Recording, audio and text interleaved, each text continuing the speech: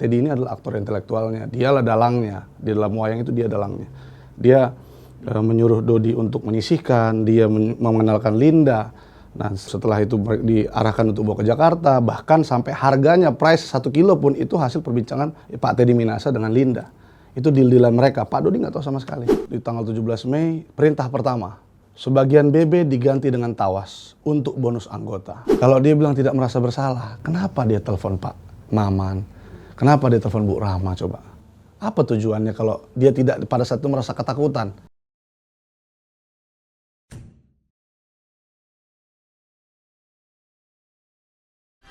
Kalau ingin kaya jangan jadi polisi.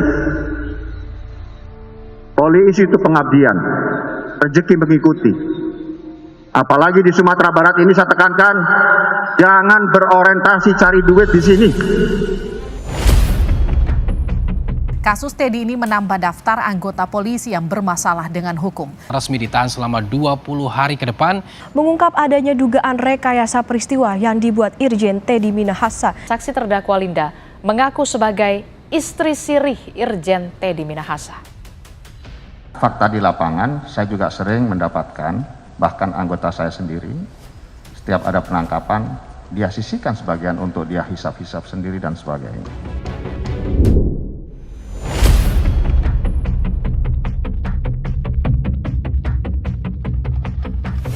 Jadi memang pertama kali saya ketemu Pak Dodi di Polda Metro Jaya, di rutan Polda Metro Jaya, ya, pada saat beberapa hari setelah ketangkap, itu memang Pak Dodi menceritakan bagaimana tertekannya dia, bagaimana dia melakukan perintah tersebut akhirnya dengan terpaksa, penuh tekanan, penuh desakan, dan penuh paksaan pastinya.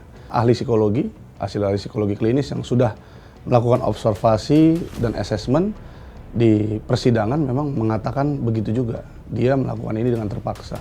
Dia melakukan perintah ini semua dengan tekanan yang luar biasa. Jadi memang Pak Dodi tidak bisa berpikir secara baik, tidak bisa berpikir secara benar, karena terus didesak dan akhirnya mau tidak mau, suka tidak suka, senang tidak senang, dia melakukan hal tersebut.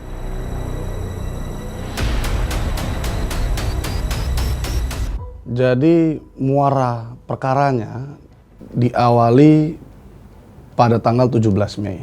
Kalau kita mundur sedikit sebelum 17 Mei, memang pada saat itu Polres Bukit Tinggi di bawah kepemimpinan Bapak AKBP Dodi Prawidargara menangkap peredaran sabu sebesar 41,4 kilo sabu. Ya.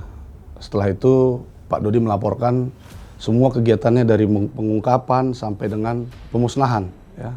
Rilis, pemusnahan, dia laporkan semua by WA kepada Bapak Teddy Minasa. Nah, muara masalahnya berawal dari 17 Mei 2022, itu di tanggal 17 Mei, perintah pertama.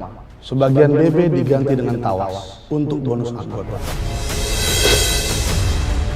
Nah, pada saat itu Pak Dodi tidak berpikir panjang karena dia merasa itu sudah perintah yang salah. Dia langsung menolak pada saat itu, siap tidak berani jenderal. Itu penolakan pertama kali Pak Dodi kepada Bapak Teddy Minasa. Pada saat itu Pak Teddy Minasa adalah Kapolda Sumatera Barat. Setelah itu berlanjut tanggal 18, 19, 20 ada chat WA lagi yang pada intinya Mas usahakan gol betul yang kita bahas tadi. Nah, pada saat itu tanggal 20 Mei 2022 ada perbincangan mereka memang di Hotel Santika. Dan pada saat itu memang mereka makan di Hotel Santika, makan malam. Setelah itu beliau Bapak Teddy Minasa naik ke kamar dan menyuruh ajudannya untuk panggil Pak Dodi. Setelah itu Pak Dodi habis makan malam naik ke atas ke kamarnya dan memang di situ tidak ada saksi. Hanya Pak Dodi dan Bapak Teddy Minasa membicarakan untuk penyisihan. Nah, disitulah penolakan Pak Dodi kedua kali. Jadi memang disuruh sisihkan kembali sebelum rilis ya. Rilis kan tanggal 21 Mei kalau nggak salah. Tanggal 20 Mei itu dia mengatakan dengan berani bahwa siap tidak berani jenderal untuk kedua kalinya. Tapi tetap didesak dan diiming-imingkan oleh Pak Teddy Minasa untuk undercover. Akhirnya setelah itu Pak Dodi mau melaksanakan, kelihatan dari WA siap 10 jenderal katanya. Setelah itu, setelah ada iming-imingan dan segala macam, iming-imingin itu untuk undercover. Dan Pak Dodi berpikir pada saat itu mungkin ini untuk konsumsi Pak Teddy Minahasa. Atau bahkan untuk konsumsi teman-temannya. Mereka belum tahu, ini masih asumsi-asumsi. Pemusnahan kalau nggak salah tanggal 17 Juni. Tanggal 16-nya mereka bertemu di Hotel Santika untuk yang kedua kali sebelum pemusnahan. H-1 sebelum pemusnahan. Di Hotel Santika juga.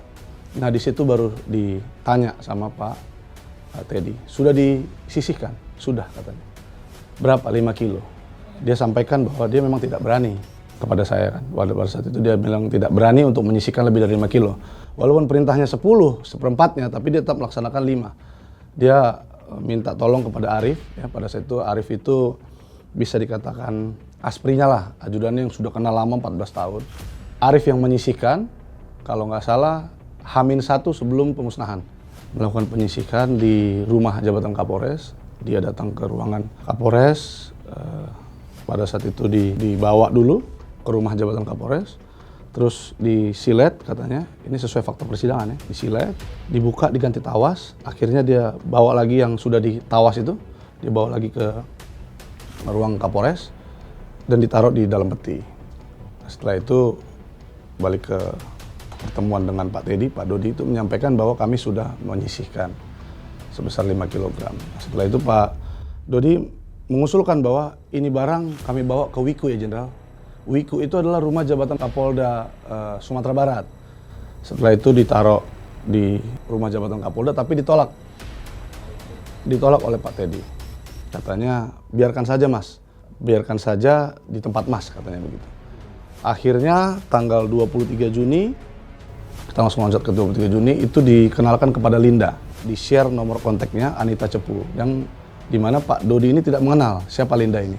Setelah itu di-share kontak Anita Cepu dan didesak, Mas Anita Cepu kontak. Ada beberapa kali, karena sebenarnya Pak Dodi ini ingin ngulur-ngulur waktu. Ada beberapa lama dia ingin ngulur waktu, makanya ketika Anita WA Pak Teddy, ini Dodi nggak bisa dihubungi. Nah, Pak Teddy langsung, sontak langsung WA Pak Dodi, Mas Anita Cepu itu kontak, katanya kok nggak dibalas katanya. Ada beberapa desakan seperti itu. Akhirnya dia kontak dan mereka ada beberapa kali ngobrol mengenai bagaimana sabu ini dibawa ke Jakarta atau diambil Anita Cepu ataupun Linda itu di Bukit Tinggi. Akhirnya diputuskan dibawa ke Jakarta.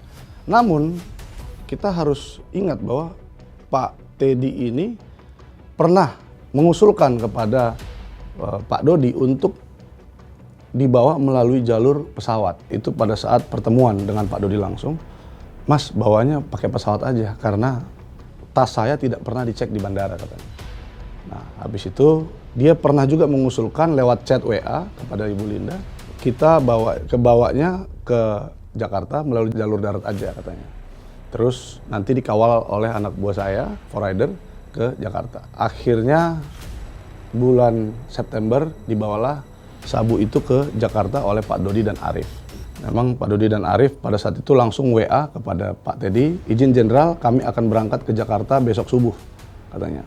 Pak Teddy langsung membalas, baik Mas, kalau nggak salah hati-hati, salam dengan Pak As. Mereka ke Jakarta dan langsung hari itu juga sampai di Jakarta, mereka pisah di tol, Arif ke rumah Ibu Linda dan Pak Dodi balik ke rumahnya. Dan Arif ini pada saat itu memang sudah diarahkan Pak Dodi untuk dia menjadi, Arif itu menjadi Dodi. Agar Pak Dodi ini tidak berurusan. Dia tidak mau berurusan sebenarnya, makanya dia mencari jalan keluar bagaimana kan gitu. Jalan keluarnya yaitu dia minta tolong kepada Arif yang sudah 14 tahun. Saya juga tanya pada saat itu, kenapa kamu tidak melibatkan anak buah kamu yang lain, Pak Dodi? Dia bilang, saya tidak mau bunuh anak buah saya. Karena walaupun ini perintahnya salah, tapi saya harus tetap menjalankan bagaimanapun dan saya tidak mau membunuh anak buah katanya. Karena kan dia kalau saya lihat di chat WA itu memang sudah kepikiran ini nanti bom waktu katanya. Ini pasti akan ada masalah katanya. Dia mungkin udah feeling ya. Mungkin udah feeling. Akhirnya dia meminta Arif untuk jadi dirinya.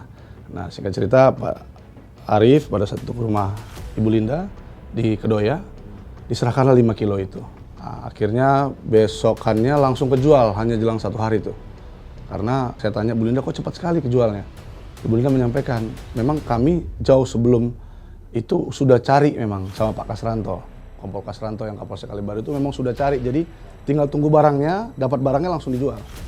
Udah ada pembelinya, udah nunggu gitu. Pak Dodi melaksanakan ini semua atas perintah.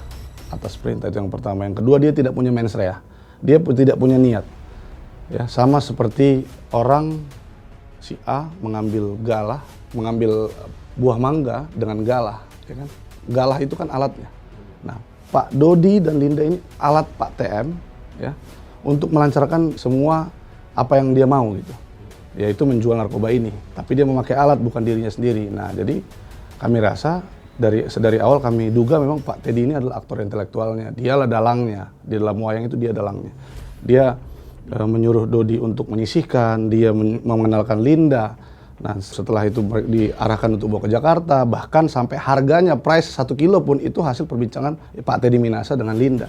Itu deal-dealan mereka, Pak Dodi nggak tahu sama sekali. Gitu. Dan semuanya sudah diakui oleh Pak Dodi dan Ibu Linda, Arif dan Pak Kompol Kasranto.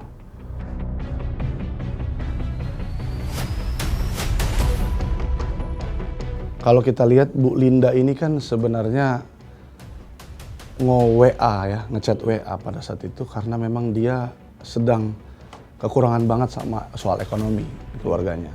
Tetapi Pak Teddy bukannya meminjamkan uang ataupun menolak, ya kan? Kan dia bilang dia misi penjebakan ini karena dia kesal. Ya kan? Kalau dia mau, ya menolak aja, dia kesel kan. Tapi dia bukannya menolak, malah menawarkan sabu.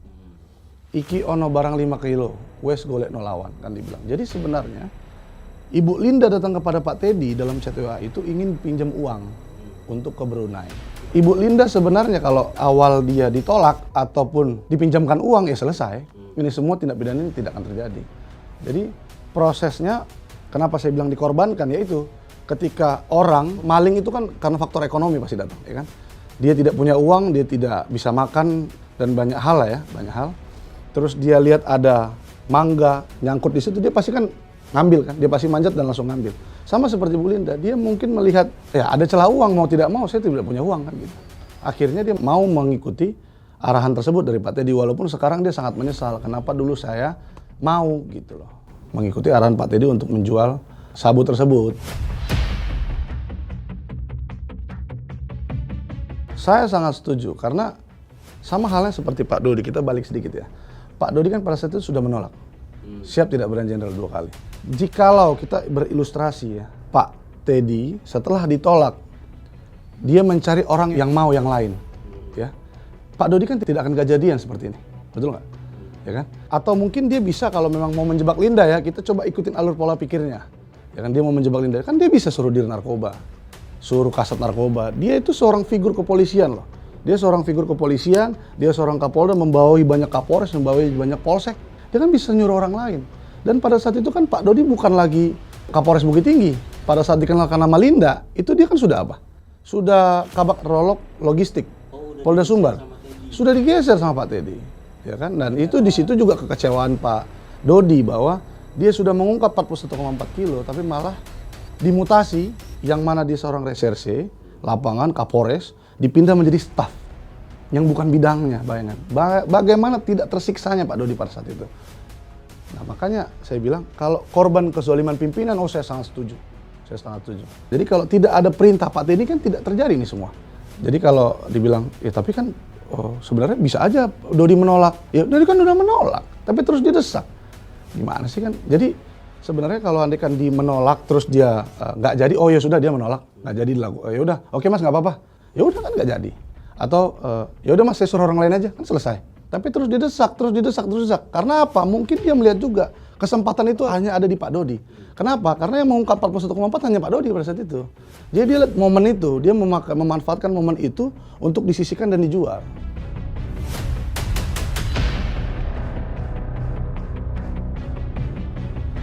Kalau ditanya bukti, memang kan kita lihat juga bahwa di pemeriksaan terdakwa Linda menyampaikan secara detail ya bagaimana keadaan pada saat di pabrik sabu di Taiwan. Karena saya juga kan, itu kan saya yang nanya langsung. Saya bingung kenapa belum terungkap, sementara di Pak Teddy bilang kan di dalam BAP-nya, kami ke Laut Cina Selatan, setelah itu ke Taiwan, ke pabrik katanya. Di BAP-nya begitu. Habis itu ke Brunei untuk jual pusaka. Di Taiwan ini saya masih bingung, ngapain di Taiwan ini? Saya karena tergelitik untuk nanya, saya tanya. Saya kaget dengan jawabannya, karena sebelumnya saya juga nggak tahu. Gitu, ternyata ada hal lain yang belum terungkap.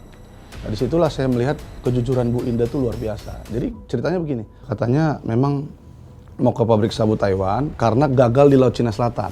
Di Laut Cina Selatan gagal, habis itu mereka menikah dulu, menikah siri di mana? Di Sukabumi Pelabuhan Ratu.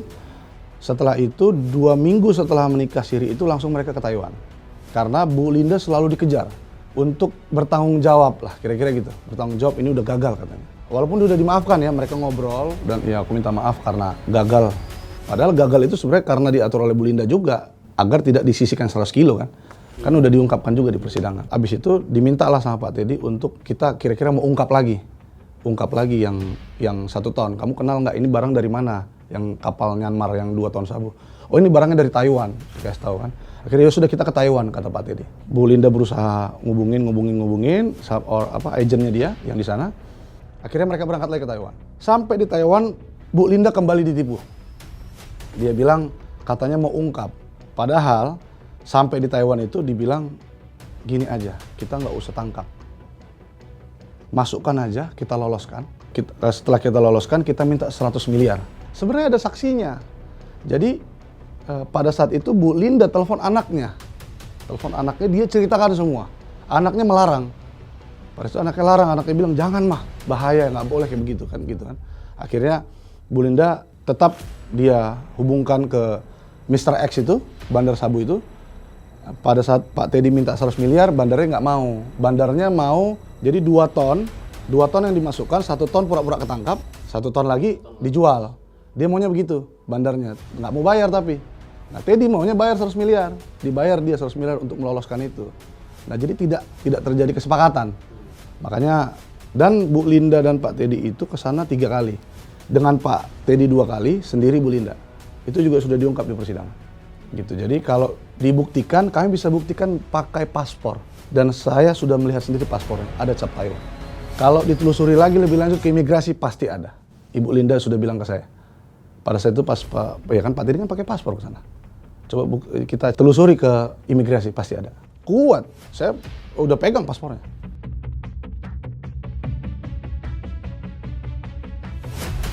Mungkin Ibu Linda tahu betul itu di 2019 ini karena kan baru dihubungi. Tapi kalau kenal kan memang udah dari 2000, kalau nggak salah 2013 atau 2010 gitu. Bu Linda nyampaikan waktu di pertemuan di Hotel Klasik. Tapi mungkin untuk sejauh mana memang Bu Linda menyampaikan Pak Teddy itu memang suka menyisi-nyisikan. Kenapa? Karena selain dia seperti kita lihat peristiwa di Laut Cina Selatan ya, bagaimana katanya Bu Linda itu dimanfaatkan koneksinya. Jangankan badannya katanya, dia cerita sama saya sambil nangis. Saya juga dimanfaatkan koneksi saya, yang mana saya selama ini jadi agen yang benar untuk mengungkap penyelundupan, bekerja sama dengan penyidik kepolisian. Tapi malah sekarang, karena dia tahu dari temannya katanya, bahwa Bu Linda ini punya koneksi yang bagus mengenai peredaran narkoba, malah disalahgunakan untuk, ya itu tadi, ketika ditangkap disisihkan 100 kilo. Sama seperti peristiwa ini, Pak Dodi mengungkap 41,4 disisihkan diminta 10 kilo. Nah ini sama di Laut Cina Selatan juga begitu. Terus disisihkan 100 kilo, 100 kilonya dijual. Nah sisanya seperti ada pengungkapan. Dia dapat lagi posisi strategis karena mengungkap yang besar. Karena kan pada saat itu dia di Salijemen, ya, staf Ari Kapolri bidang manajemen. Dia tidak punya jabatan strategis, dia mungkin mau mendapatkan jabatan strategis dengan cara mengungkap yang besar. Nah saya bilang sama Ibu Linda, kok Ibu sampai mau? Ya banyak yang dijanjikan, termasuk juga uang. Karena kan memang Bu Linda di persidangan juga sampaikan bahwa dia jadi cepu itu untuk uang. Kan. Jadi sebenarnya Bu Linda ini sudah banyak membantu penyidik untuk mengungkap peredaran narkoba. Tapi ketika disalahgunakan oleh Pak Teddy, ya jadi begini hasilnya. Jadi semua peristiwanya itu mendukung sebenarnya. Makanya saya yakin dengan Bu Linda. Kalau ditanya kan, apa Anda yakin? Saya yakin banget. Saya yakin banget loh. Dia mengakui semua perbuatannya. Yang menyangkal kan grup sebelah, Teddy. Dia menyangkal semua. Lantas apa yang nggak kita percaya? Dia nggak ngaku kok. Kalau dia nyangkal, dia bohong-bohong, dia ada cerita yang seperti dibuat-buat, nggak persesuaian antara saksi-saksi. Ya itu patut kita curigai. Tapi kan di sini yang menyangkal siapa? Kan Pak Teddy. Jadi yang harus dicurigai siapa? Ya Pak Teddy. Kalau saya sangat yakin dengan Bu Linda.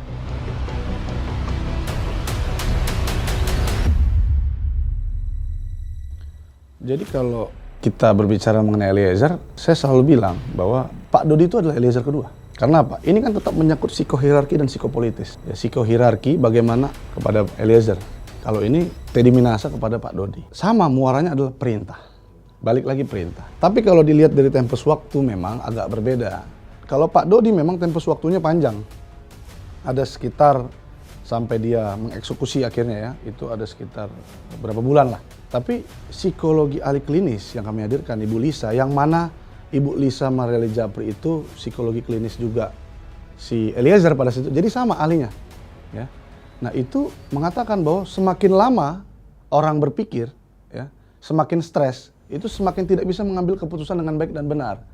Jadi tingkat stresnya udah terlalu tinggi, desakannya udah semakin parah gitu. Yang awalnya hanya perintah, desakan-desakan by WA, desakan-desakan pada saat pertemuan, ini langsung dipindah katanya. Nah itu masuk ke daya paksa relatif, daya paksa secara psikis. Gitu. Jadi dia sampaikan kepada saya, jikalau saya tidak melakukan ini, mungkin sampai akhir saya di polisian, mungkin saya hanya AKBP.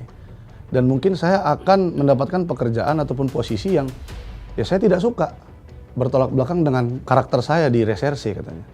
Bisa habis karir saya. Dia sangat takut. Jadi untuk kita samakan dengan Eliezer sangat mirip. Bedanya hanya tempus waktu. Yang kalau Eliezer sedikit sekali, hanya hitungan detik. Kalau ini ada beberapa bulan. Gitu. Jadi tapi kalau korban perintah ataupun korban kezaliman pimpinan sangat persis.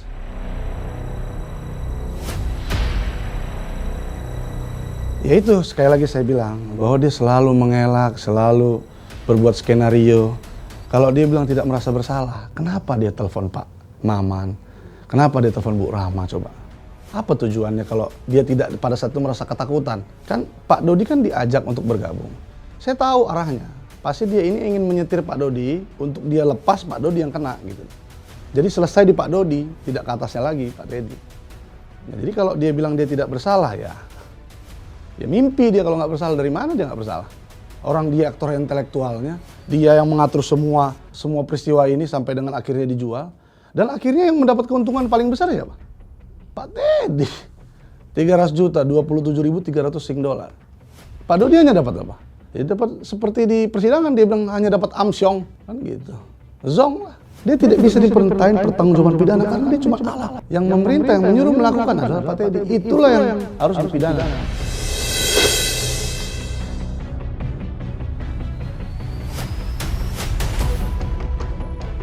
Saya setuju. Saya sangat setuju. Karena di bawah kekuasaannya, kita bicara kalau dia bebas. Di bawah kekuasaannya, itu dia bisa melakukan hal yang lebih buruk lagi daripada peristiwa ini. Ya, saya nggak perlu lebih detail lagi ngomong, tapi masyarakat pasti sudah tahu. Apa itu maksud saya? Hal yang lebih besar lagi daripada peristiwa pidana ini. Dia bisa memakai kekuasaannya untuk suka-suka. Bayangkan dia bilang mau menjebak. Kalaupun benar ya, kita ikut pola pikir dia mau menjebak. Berarti dia jebak orang yang tidak bersalah. Coba dia mengkriminalisasi orang. Emang Bu Linda pemakai? Enggak. Ya kan? Kalau dia pun kira-kira kita ikuti alur pikirnya. Dia bilang mau menjebak. Dia menjebak-jebak emang bisa polisi jebak-jebak. Kalau bisa polisi jebak-jebak hancur negara ini, Mas. Nggak bisa begitu. Ya saya bilang, tapi bukan secara keseluruhan kepolisian. Ini oknum.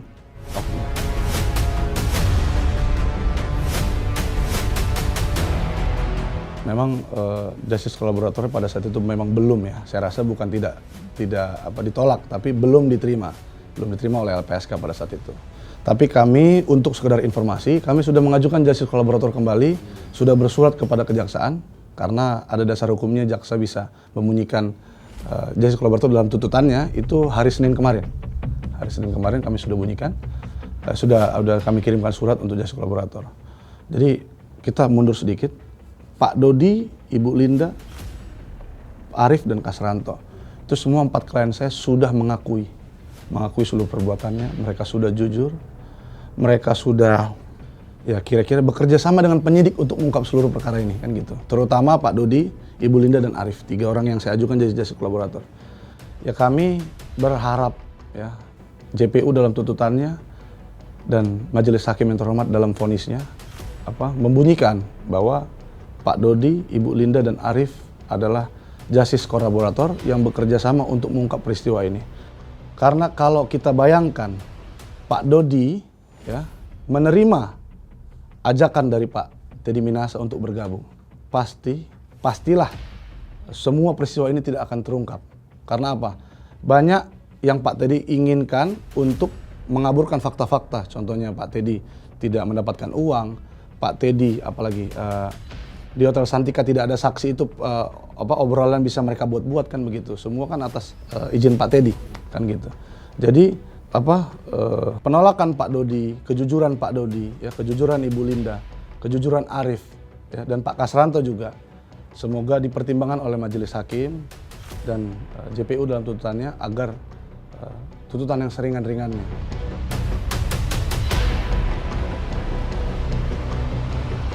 Kan Ibu Linda juga mengakui dia tidak ada mengelak, dia tidak berbuat skenario, bahkan hal-hal yang tidak ada dalam dakwaan pun dia semua jujur, ya kan? Kita lihat coba pabrik sabu, tahu dari mana kalau dari Ibu Linda? Pak Temi mengakui, orang hanya dia bilang pabrik. Jadi semua itu kalau tidak Ibu Linda sampaikan, ya, tidak akan terungkap, ya kan? Sama seperti Pak Dodi, kalau Pak Dodi sampaikan, dia tidak akan terungkap. Dia kan bisa sebenarnya, contohnya Pak ikut skenario Pak Teddy, terus dikasih duit yang mungkin banyak oleh Pak Teddy, ya, terus Pak Dodi ikut skenarionya ditutup-tutupin bahwa dia mengaku bersalah, hanya saya dan tidak ada Pak Teddy. Pak Teddy kan bisa lepas, tapi karena kejujurannya, ya, kejujurannya dan dia membuka semua alurnya dari awal sampai dengan akhir, makanya penyidik menetapkan tersangka Pak Teddy kan, gitu. Karena alat bukti yang utama adalah chat WA itu, yang udah disita oleh kepolisian dan dalam digital forensik. Jadi ya saya berharap juga kepada Ibu Linda dan kepada Pak Dodi untuk ya vonis yang seadil-adilnya. Pertama kali ketemu Pak Dodi itu, terus dia ceritakan, akhirnya dapat surat kecil itu. Terus Pak Dodi di situ berjiwa kesatria, dia menolak. Wah, itu saya ya luar biasa ya, bagaimana orang bersalah, bapaknya juga jenderal, yang mungkin dia bisa memakai jaringan orang tuanya atau segala macam untuk lepas dari jeratan ini, dia malah menyerahkan diri. Ya, kalau saya rasa orang seperti itu udah sangat langka ya di Indonesia. Udah sangat langka. Gitu. Jadi ya itu tadi. Saya bangga dengan kejujuran Ibu Linda, saya bangga dengan kejujuran Pak Dodi dan Arif juga, yang saksi kunci. 3 orang itu. Ya. Dan saya bangga juga dengan Pak Kasranto, bahkan dengan penjual-penjual kepada terdakwa Janto dan Nasir. Pada saat itu dia sampaikan bahwa kenapa dia mau menjual narkoba ini karena saya pede kan. Ini barang jenderal, nggak mungkin ketangkap kan. Dia dari penjual pun udah tahu tuh barang Teddy Minahasa. Gitu. Jadi saya sangat bangga sama semua klien saya. Karena dari awal saya sampaikan, satu kebohongan yang kau buat akan ada kebohongan-kebohongan lain. Capek, saya bilang. Dan itu akan membuatmu semakin dalam nanti. Semakin hancur, semakin rusak. Saya bilang gitu. Makanya udah jujur aja, ungkap aja. Saya selalu tanamkan dan akhirnya diikuti. Alhamdulillah puji Tuhan.